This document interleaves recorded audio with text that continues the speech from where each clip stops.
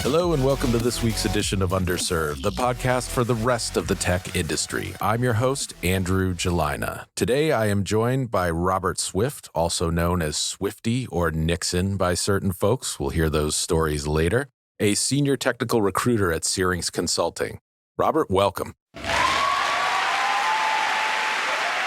Thank you very much. We've talked to Colin, who also does recruiting at Syrinx, but you've been in the trenches and you have an interesting angle. Didn't you used to actually be an engineer once upon a time? Yeah. The 90s was fun for everybody. I did a computer science minor at Stonehill. That was back in the days when hobbyist people were still building PCs to, run stuff on them. And the intercollegiate network was just coming up and coming around. So the interwebs? Yes, it became the interwebs by the time I graduated school and started goofing around, and people were talking about, who had the coolest email address. Yeah, whether or not you had like a .org or a .edu or a .com. Yeah, I totally had a .org. So yeah, I left, got into tech late, working for a couple investment firms doing their big rip printing stuff where take a normal person, a week or two to build a book, and I could take it all from data and do it in about 15 minutes and then ship it to Austria or someplace. And only investment firms could afford that stuff back in the day. But now printing on demand is how everyone prints. Mm-hmm. There's very little of that other type of stuff. And I moved from that into being a network engineer, did networking. I'm a cable and hands-on guy, so I can do my own Cat5. Right around the time that I started doing complex stuff with Windows OS and Linux, I moved into product deployments. And unfortunately, as a geek, because I could string sentences together, the companies that I was working for pushed me into pre-sales engineering and then the dreaded sales. Killer of engineering careers. I know a lot of guys I went to high school with and that I knew from UMass that were engineers that ended up in sales engineering and kind of developed that outgoing side of their personality, ability to present complex topics to, an audience that may or may not be technically complex. Absolutely. And if you're about to make or start your own company or good long-term being a salesperson for technical careers, that's outstanding. One of the bigger issues, though, is if you're a technical person in the middle lanes. Tech folks, especially software developers, are so proud when they start accumulating project management titles. And, the first thing as technical recruiters we do is we just push those down a couple bullet points, because if you look to project management, they won't look at you for the technical roles. Interesting. So having sat on both sides of the desk, what interview tips would you have for developers? The first thing that I would give as a tip for developers or engineers is enthusiasm. Enthusiasm is infectious. People can tell if you love what you do, and people love having people on their teams who like or are interested in their job. So the first thing I always tell people is enthusiasm. I also tell them silly stuff like with phone screens, stand up while you're talking on a phone screen. Smile when you're talking on a phone screen. It's the silliest stuff, but it changes people's perception. It's only silly because you feel silly doing it. It really works. It really does. The second tip, now that I did the phone stuff, is I make sure to tell people if you're doing a Skype interview, and this is the tip that will change how you do Skypes. A Skype interview is a production. If you were an AV geek in high school, or if you love, the tech that goes into your computer or whatever, know that what you're doing is you're producing a show that is you. And so the first tip I tell people, don't look at your computer screen. Look at the camera. If you have to put a little eyeball on it next to it or something, like, do not spend the Skype interview staring at your screen. You want to give the person on the other side of the interview the impression that you are looking right at them when they are looking at their screen. It's silly, but every person I've said who does it is like, it completely changed the interview. I was performing to the camera instead of performing to the screen that I was watching. Mm-hmm. And also not staring at the other person helped people. The two other tips I think that I would really give to people especially on phone screens, is what I call the 5 sentences and test model. And essentially, when someone asks you a question, Robert, how long have you been working in tech? I would craft an answer that I can provide in 5 sentences or less, and then end it by saying, is that the sort of experience you're looking for? Or does that help you understand? Is there anything further I could elaborate on? Those types of questions, they serve a purpose that people don't expect. The first thing it does is if you finish in 5 sentences, it's a brief snippet that almost anyone can handle. I just did 5 sentences since the beginning of this. The other thing is that when you end with a question, it indicates to the person on the other side of the phone that you're done speaking. That way, there's kind of a relaxation, like, oh, yes, it's my turn to speak. That sort of model, a lot of people tend to ramble on when they do phone interviews because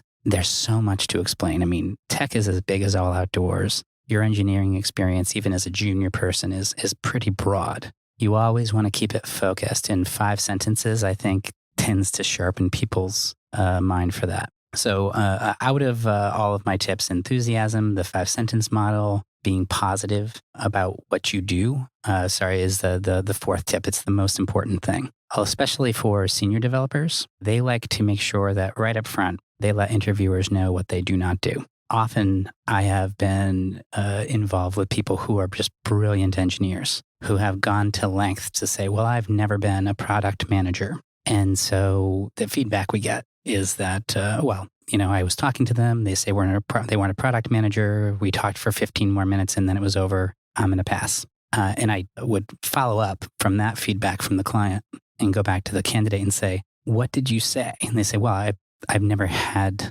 the title product manager. I said, well, what are the elements of being a product manager? And they listed them off. And I said, you've been doing that for 15 years. It's like, yeah, but I've never had the title. So I read about something today. I just saw a headline of an article on Reddit, and I haven't actually gone back to read the article, but I think I know from the context clue what it means. It was a woman talking about how she had just garnered herself a new role, and she's like, goodbye, imposter syndrome. Like, I've broken out. And I think the meaning there is that everyone sort of feels like they're not qualified or they haven't walked 2 miles in those shoes yet and they're not that person yet. But the rule usually is fake it till you make it or act as if. And engineers hate that expression. And you're not faking it till you make it. It's a sales trick that I want to teach every technical person. It's not a fake. Talk positively about what you do. And if you feel in a phone interview like you are going to say, I don't do that, or I vaguely remember school, you want partial credit, instead of saying no, before you say no on a phone screen, ask a question. If you say, have you ever worked on a high availability network? And you've done some work on high availability, don't say, I've done some work on high availability. Say, I've done 1 or 2 years on high availability using the following things. For all you know, that is exactly what the interviewer is looking for, or it's a little short and then you can talk to it later and I'll give that tip. But always just say what your experience is and talk positively about it. When you start adding words like some, a little, none, we are all as geeks just comparing ourselves to the smartest person we know, and the imposter syndrome is exactly that. So the tip I give to people is, if you're going to say no in a phone screen, ask a question. Say, do you mean this? Or what are the responsibilities of a product manager in this role? And they'll say A, B, and C. And you're like, well, I've done A and B. And just let C sit. Mm-hmm. If you haven't done C, they'll ask you. They'll say, well, you didn't mention C. And they say, well, I've done a little bit of C. How much? This much.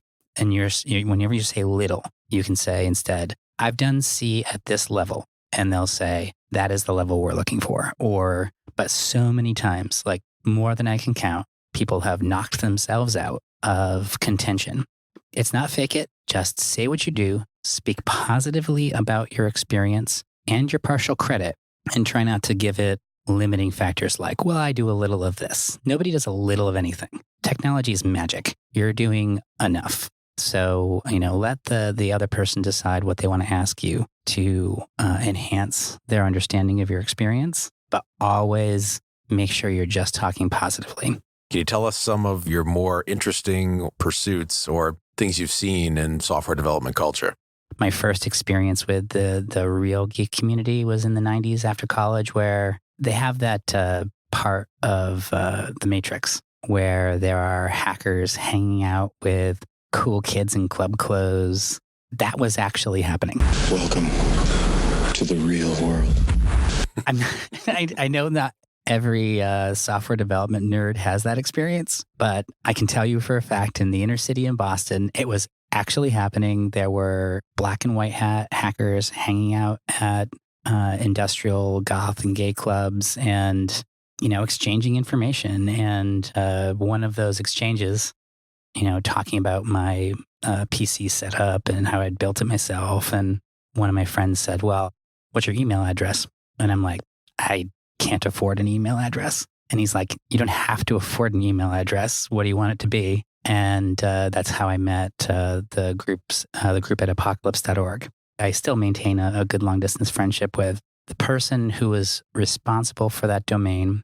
Was the first person to write the TCP/IP stack to an IBM PC on a network. And he did it when he was at MIT, but had been previously involved in that stuff and been on the Internet Council and was the first commercial company to package FTP software for businesses. Because you and I could just FTP something over the internet. Just looking up the code wasn't that difficult, but companies that had just this enormous load of data to move from one place to another, the idea of sending it over the series of tubes was terrifying. And so back in the 80s, they wrote one of the first big commercial software packages to transfer data for companies. They had created a little sandbox community in Cambridge, and it collected lots of interesting people. And that is how I ended up with the nickname Nixon, which was someone comes to you and says, I'm going to give you a free email address.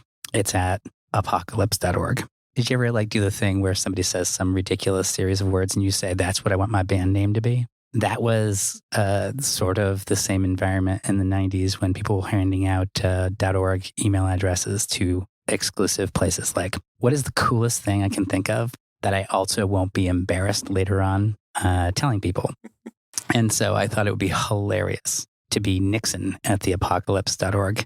Because again, I'm Robert Swift. I was born in the 70s and my name is Robert. So everybody naturally calls me Bobby or Swifty.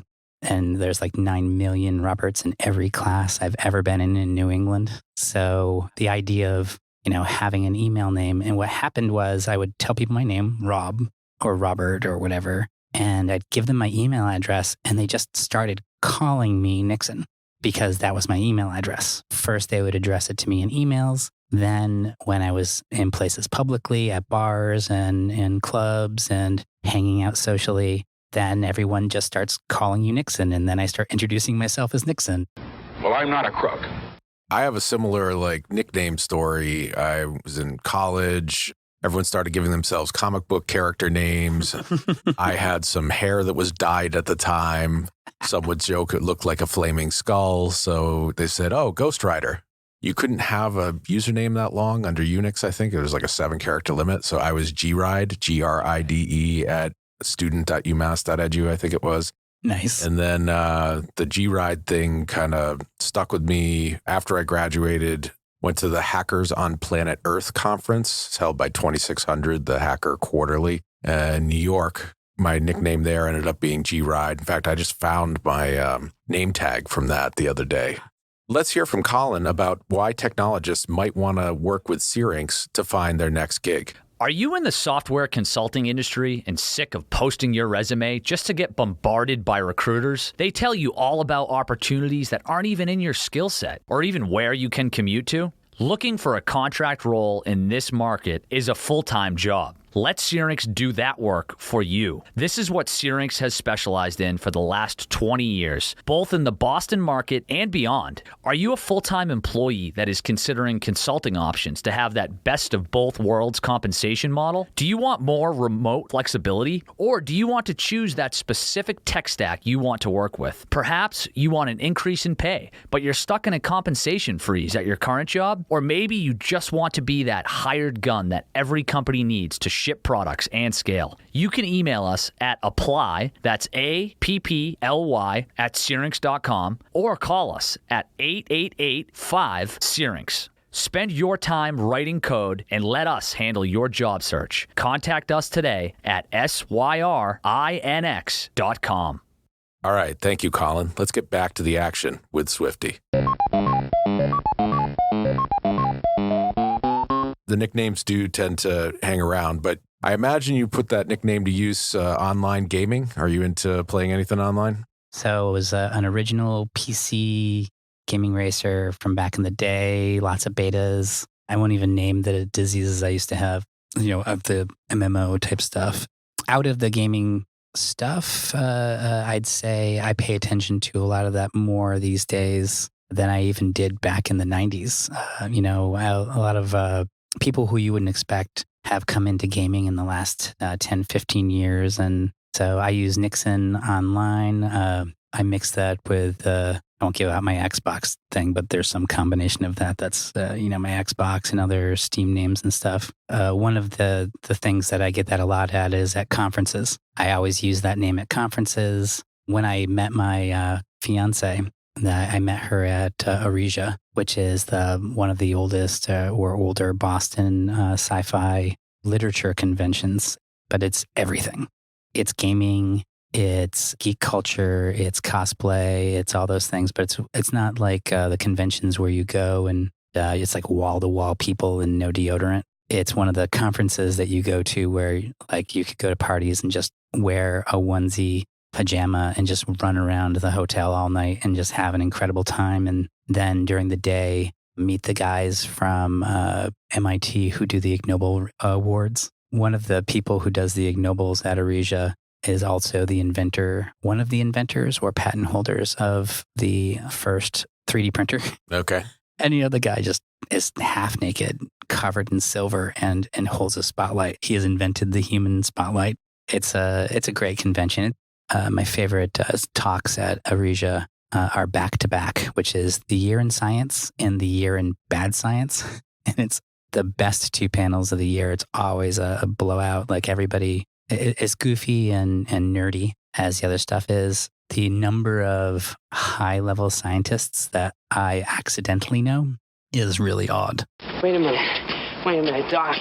Are you telling me that you built a time machine? And that's, part of the geek culture too. Like there's so much happening now with, you say like, people know me from as Nixon, but they know me that mainly a lot of my presences are actually person to person, whether I'm going to like gaming cafes or personal experiences or the other truly geeky thing, which I do, which is LARPing, which most people only know about through the lens of Hollywood, which I think is hilarious. There's so much internet and culture. In Boston, I know it's true, but it's also in all the other cities in the U.S. that I find that a lot of engineers put a premium on experience stuff. So you have a lot of people doing geek conferences like Aresia or Boscone, or they're doing things like going to gaming cafes or adventure pubs. What about rolling the 2D10 to play some D&D? Oh, that's huge right now. Do you know about the critical role effect? No. So Dungeons & Dragons, a game that many of us played a lot, has gone through a recent renaissance. About 6-7 years ago, could be 10. They came out with the 4th version of D&D, and it was a disaster. Nobody wanted it. Another company packaged a all but D&D version of it called Pathfinder. And Pathfinder is very popular. And essentially they did D&D better than the D&D people. And so being owned by the same people who do Magic cards, Wizards of the Coast. Okay. The D&D minds decided to reconvene, take into account that D&D people practically invented computer gaming, and to take everything that has been learned in gaming and put out a completely different but the same product that was superior. And that's D&D 5e. I played D&D 5, didn't do any of the versions in between my classic AD&D. I did a little bit of 3.5 and I tried Pathfinder, but I've actually come back into it. And the big thing with D&D is it is now selling more than it did back in the 80s when it boomed because of Twitch streaming, YouTube. Twitch is the thing that drives me crazy. People are Twitch streaming, like playing board games and the DM with his like screen set up and all that stuff. And what the Critical Role is these voice actors who are in all the video games and anime. They are friends. Actually, I had friends who I LARPed with in the 90s moved to LA and were friends with these people already. So actually, I knew friends of the Critical Role folks. And a lot of my friends are in voice acting who went to LA, not all of them, but more than a couple. And so these voice actors were already playing D&D together. And this is like LA's big secret. Apparently, there's a whole bunch of really nerdy people in LA. And now that it's okay to come out as a D&D person, but this Critical Role group really kind of created a wave. And led by Matt Mercer, or the Matt Mercer Effect, was a super talented DM. And they started presenting their stuff on Twitch stream and on YouTube, and it blew up. Their D&D game, I mean, they're pros, right? I mean, they do voices, they're hilarious. They know how to yes and share with each other's. Warrior is about to die. Oh, God. Gauntlet. I love that. I actually have a friend in Quebec who installs video game equipment in retirement homes for people and does studies about how video games and doing video games is really healthy for. But yes, I love like Gauntlet and that stuff. But these guys were professional voice actors, and this Critical Role thing just blew up. And so D&D is huge right now. People can locally go to gaming stores and have professional DMs. They can, Stephen Colbert recently did a thing for Red Nose Day where he had Matt Mercer come and give him a personal dungeon mastering experience. And as a result, Colbert raised money for the foundation, for the Red Nose Foundation. D&D is huge right now with especially the larger geek community, but it just surprises me as an older person how people can just watch Twitch streams of other people playing games endlessly. Like, it is such a big business right now. It's been monetized. It's been very well monetized. I know people who are making a living off of it, or at least some semblance of a living. And it's a great, I wouldn't have predicted it, but it's a huge deal. YouTube monetization in general kind of blows my mind and makes me show my age. I would turn to you. We've all kind of quietly modified how we do stuff. You have a Netflix account. You probably do Hulu. If you do Hulu, you're probably planning on going to Disney Plus. Aside from sports packages, I can't imagine how I would even watch cable television anymore. With that modern geekery moving to the places where they want to go, for some reason, Twitch and watching other people play games and interacting with them, you can interact with them on a stream where there are maybe 100,000 other people. Yeah, it's like a live version of Twitter where you're all sharing some experience of this thing that you're really excited about. And that's cyberpunk, right? That's the future that, when we were kids, we imagined that hot, fast, geek future where, just knowing a little bit more technology than the person standing next to me would help us kind of take that next step. Now, you mentioned a verb a couple times in your ramble there. You know where I'm going. You said LARPing, which I believe that is live action role playing. Yes. Can you describe that to the uninitiated, please? Yes. So live action role playing, for if I have to define what D&D is, we've gone too far, but it is essentially playing D&D, but instead of rolling dice, there are two styles of live action role play. They are typically called boffer or physical style. Boffer, as you can suspect, means that you're hitting somebody with something physically soft and not dangerous. We are the knights who say... These are like the big PVC padded sword type things? That technology is gone. Now they use kite carbon fiber wind kite rods inside there. Huh. And it's super light. Like I wouldn't want to hit somebody with a piece of PVC that had tubing on. I was a plumber as a kid growing up. And I mean, that's if physical weight still hits no matter how much compression there is, right? Yeah. But actually, I'm very good friends with a local regional resource who's a national resource, B3 Studios. And they have a manufacturing facility that has a robotic water jet printer that cuts out these swords perfectly. And they're super safe. And the people who play them are martial artists and fencers, real fencers. I got into a tournament. I do a tournament every year when I go to Canada, but they have football in Canada, but it's not like, American football, like the big jock football captain thing. Up there, it's fencing is like a really big deal, and it is in Europe too. When I'm competing with people internationally, I'm actually trying to hit them with, yes, soft sticks, but they're real fencers and they're really good. And I have to say, when you try to hit somebody with something and they don't want to be hit, it's fun. That's the one style is hitting people with numbers and laughing and joking and those types of things. And the other is theater style, where, we agree ahead of time, we're just going to make pretend, have fun. And at the face of it, it seems completely ridiculous. But look at any fandom.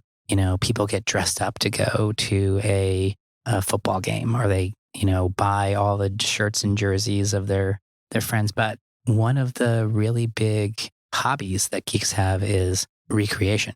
And they used to do stuff like abnormally good attention to detail. Yes. And there was an engineer, software engineer I knew a physical engineer I knew who joined the Society for Creative Anachronism and became a master of Elizabethan period sewing. It was just so technical. It gave him something to do that wasn't crushing numbers and sending people emails about their poor attendance at meetings. And that kind of interest, you can do a lot of recreation stuff. They do Rev War, Civil War, recreation stuff, but that's kind of, you get dressed up in an outfit and you go reenact something that people have done. Whereas there's a group in New England called NELCO, which is a New England interactive literature group. And the interactive literature part of LARPing is you can go and have an experience where you pretend to be a committed person in an institution, or you can do a Harry Potter wizard thing. It can be as light or as heavy as you want, but these experiences are happening all over the country. There's one in New Orleans called Armistice Arcane. You get dressed up in like 19th century gaslight outfits and talk about, that the whole thing with like secret societies and Masons. You pretend like you're one of those people for a weekend when you're in New Orleans in places that are completely immersive.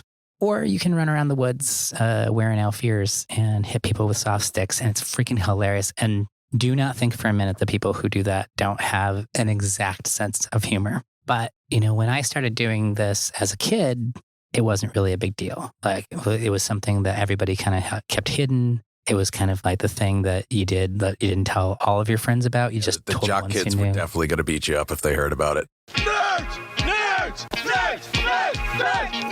And now these days, geez, like everybody wants to do something like this because all of our other interactions are electronic. So the idea of getting in a nice outfit and experiencing something like an escape room or running around doing something is a very immersive, attractive thing. So there's a lot of that stuff being done. There's a local convention called Intercon that runs here in New England that has short form, 3-hour little things. You just dip your toe in and do like little quick stories. But the real thing that happens at Intercon is you discover who your absolutely nerdiest friends are. And one of the things that I've found, especially about geeks in general, and this is good for bringing it back to Underserved, which is you never know every white or black hat hacker. I certainly haven't. And I haven't met every LARPer. Every once in a while, I'll meet a friend and I'll join a new game. And I will meet a group of people who were like 1 degree separate from me. Mm-hmm. But we're constantly running in a different group. And that's really what, bringing that back to like Aresia or going to, gaming stores like Pandemonium or Battlegrounds. you get to meet and interact with geeks who you wouldn't otherwise know. And that sort of live meetup is really, I think, the way that a lot of geeks now are kind of creating these new communities. And LARPing is, if you go to a LARP convention, people know that you're a baller. Happy Baller Friday! Hell yeah, man. Baller Friday! Baller Friday! You are game to be as ridiculous or as fun as you want to be, but some of the best friends I've met doing some amazing things do this. And it seems, like I said, at the face of it, completely ridiculous. On the other hand, I have an incredible amount of time. My kids love it. It's actually strongly geared for adults, to be honest. Not everybody wants to get into a very intense role play with a 12-year-old. It takes all types.